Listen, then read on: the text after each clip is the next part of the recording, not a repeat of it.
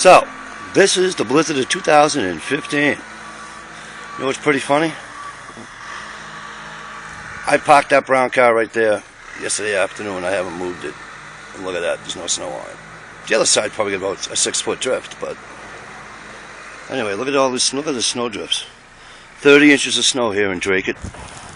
Isn't that awesome? Look at this poor guy across the street. That's his car. He's kind of screwed. That poor guy. But at any rate, and it's still snowing like a sumbitch. You know? Well, like I said on Facebook, I have to be careful what I wished for. I wished for it, so we got it.